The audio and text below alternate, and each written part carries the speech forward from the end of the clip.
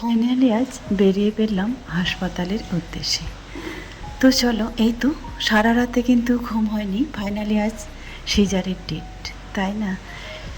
সেটা ভেবে ভেবে কিন্তু আজকে একেবারে সারা রাতে কোনো ঘুম হয়নি।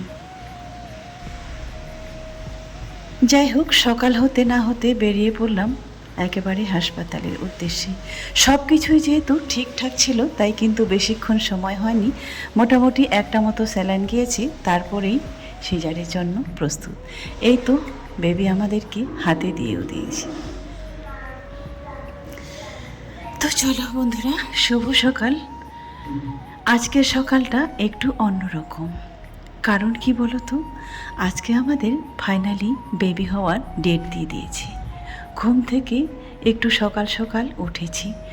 সকাল সকাল উঠে কিন্তু এই তো প্রস্তুতি নিয়েছি যাব বলে। স্নানটা করে নিলাম, স্নানটা করে কাপড় চোপড় সমস্ত কিছু গুছিয়ে রেডি করব। বন্ধুরা, তো আজকের ব্লগটা কোথা থেকে শুরু করছি আশা করি তোমরা দেখতেই পাচ্ছ। এই তো মেদিনীপুর থেকে। তবে বেশ কদিন হচ্ছে ব্লগ দেওয়া হয়নি এখানে আসার পরে। কারণ হচ্ছে বাড়িতে তো ব্লগ দেওয়ার সময় পাইনি, সেই ব্লগগুলো ছিলই, তার কারণে হচ্ছে এখান থেকে এসে ব্লগ শুরু করিনি আর দেইনি। যদিও আমাদের মোটামুটি আসার এক সপ্তাহর বেশি পার হয়ে গেছে, তারপরেও কিন্তু কোনো ব্লগ শুরু করিনি। তবে যেখানে আমি যেহেতু মোটামুটি 2.5 মাসের মতো বাড়িতে কাটিয়ে এসেছি, তবে জিনিস যেখানে ছিল যেভাবে ছিল সমস্ত কিছু ওইভাবেই আছে। তবে হ্যাঁ, ওই কাঁচা শাকসবজি বলতে কি পেঁয়াজ আর আলু রেখে গিয়েছিলাম, সেগুলো কিন্তু ছিল না, সেগুলো নষ্ট হয়ে গেছিলো। আর এমনি হচ্ছে ফ্রিজ বলছি যে এই মানে যা সমস্ত কিছু এমনি জিনিস ছিল সব কিছুই কিন্তু ঠিক আছে। হচ্ছে লবণ, হলুদ, তেল, ডাল, মশলা যা ছিল সব কিছু ঠিকঠাক আছে। শুধু ওই আলু আর পেঁয়াজগুলোই নেওয়া যায়নি, সেগুলো নষ্ট হয়ে গেছে, যদিও অনেক দিনে এসেছি। তবে চলো, সকালে কিন্তু ঘুম থেকে উঠে আমাদের কাছাকাছি কমপ্লিট হয়ে গেল। কারণ হচ্ছে বড় মেয়ে তো সঙ্গে এসেছে, সেটা তো তোমরা দেখেছো।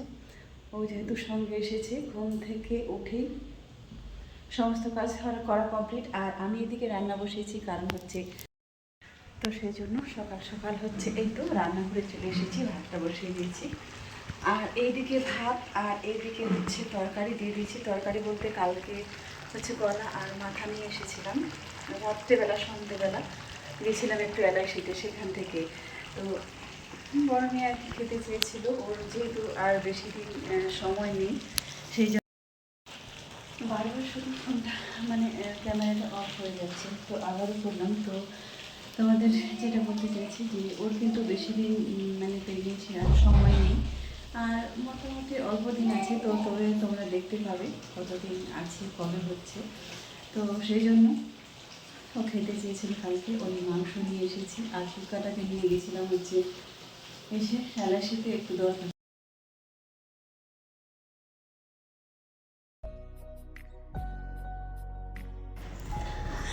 চলো, এবারে হচ্ছে রান্না বান্না শুরু করে দিয়েছি ঘুম থেকে উঠেই। এখন আগে যেহেতু আমরা একবেলায় রান্না করতাম, কিন্তু যবে থেকে ও এসেছে মোটামুটি দুবেলাও করতে হয়, আবার 3 বেলাও কখনো করতে হয়। আজকে হচ্ছে দুপুরবেলা করছি। যাই হোক, যেহেতু সব মিলিয়ে এখানে কদিনের ভ্লগ আছে, তাই এই আগের দিনে হচ্ছে 2 দিন কিংবা 1 দিন আগে তাকে মাংস রান্না করে খাইয়েছিলাম। যেহেতু সব কাজ কমপ্লিট করে গুছিয়ে বসে আছি, তারপরে ধীরে ধীরে তারপরেও দেখছি কী আছে না আছে। কারণ যখন আমাদের বেবি ঘরে চলে আসবে, তখন তো আর ঘরের কাজে বলতে গেলে একেবারেই সময় পাবো না। যাই হোক, সবাই মিলে কিন্তু আমরা এক্সাইটেড, কবে হবে, কবে ডেটটা আসবে, এই বলে বলে কিন্তু টুকটাক করে মোটামুটি সব কিছুই গোছানো হচ্ছে, তাই না? ফাইনালি আজকে আমাদের বেবি তো হয়েই গেল। আমি ছিলাম হাসপাতালে, তারপরে এরা টুকটাক করে মোটামুটি সাজিয়েছে, কি করেছে না করেছে আমি কিন্তু ঘরে কিছুই দেখতে পাইনি। তারপরে ভয়েস ওভার দেওয়ার সময় দেখছি মোটামুটি সব কিছুই সুস্থ ছিল। তবে বেবিটার একটু অসুস্থ ছিল, মানে শেষের দিকে, ছুটির আগের দিনে। আগের দিনে হচ্ছে আমি যেহেতু ছিলাম না, একটু বাইরে ছিলাম কাজের জন্য, তারপরে ওরা হচ্ছে দুজনে মিলে মোটামুটি ছোট্ট একটু টুকটাক করে, যাই হোক, যেহেতু আগে আমি বাড়িতে যাইনি, তাই ওরা ভেবেছে ছোট্ট করে একটা স্বাদের অনুষ্ঠানও করবে, বলতে ওকেই শুধু খাওয়ানো হবে। সেরকম বড় করে কোনো অনুষ্ঠান করা হয়নি, আর কাউকে ডাকা হয়নি, শুধু ওকেই খাওয়াবো। যাই হোক, আর মোটামুটি আমরা যারা আছি তারাই ছোট্ট করে করা হয়েছিল। তো সেরকম কোনো প্ল্যানই ছিল না, আর বাড়িতে যদি খাওয়ানো হতো তাহলে তো এগুলো প্রয়োজন ছিলই না।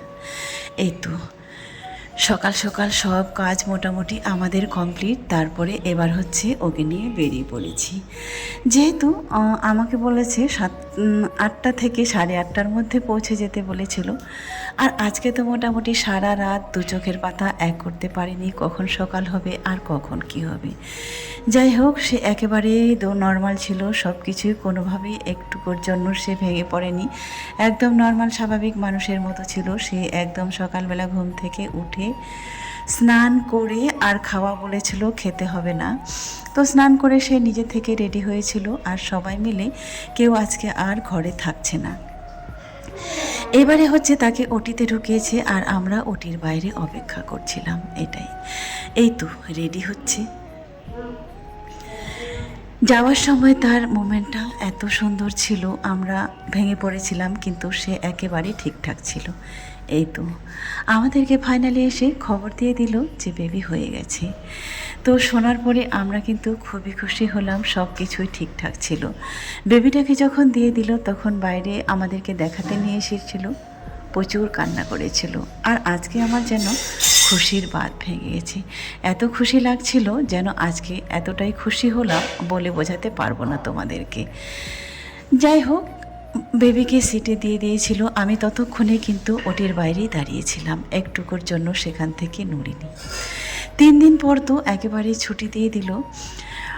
বাচ্চাটা ওই যে বললাম তার একটু প্রবলেম ছিল, জন্ডিস ধরা পড়েছিল, না হলে কিন্তু আগের দিনে আমাদেরকে ছুটি দিয়ে দিত। তো যাই হোক, বেশিক্ষণ ছিল না, কয়েক ঘন্টার মতো রেখেছিল লাইটে। জন্ডিস ধরা পড়লে তো একটু থাকতেই হয়, তারপরে বলল যাই হোক ঠিকঠাক আছে। 3 দিন পর এই তো, এই ঘরের কাজগুলো কিন্তু আমি কোনো কিছুই দেখিনি একেবারেই। রাজিয়া তার একটা বান্ধবীকে ডেকে এনে তারা দুজনে মিলে এই আয়োজনটা করেছিল, আমি তো কিছুই বুঝিনি। ঘরে যখন আমি তাকে নিয়ে আসি তারপরে দেখলাম এই দৃশ্যগুলো, মনে তো অনেক কিছুই ছিল।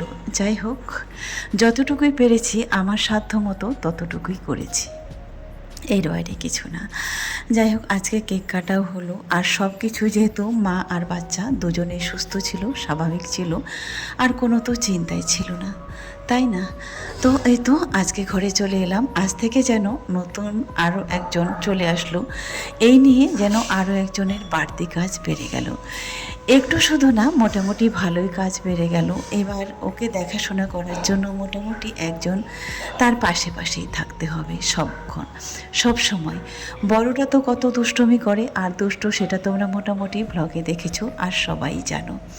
ওকে সামলাতে তো একজন লাগে, তবে যবে থেকে কিন্তু আরেকজন এসেছে একটু হলেও সে বুঝতে শিখেছে, যেমন তার মায়ের সঙ্গ একটুকু মানে তার পাশ ছাড়তো না, এটাও ভুলে গেছে, তার কাছে আর থাকেও না অতটা, গেলেও কিন্তু তার কাছ থেকে চলে আসে।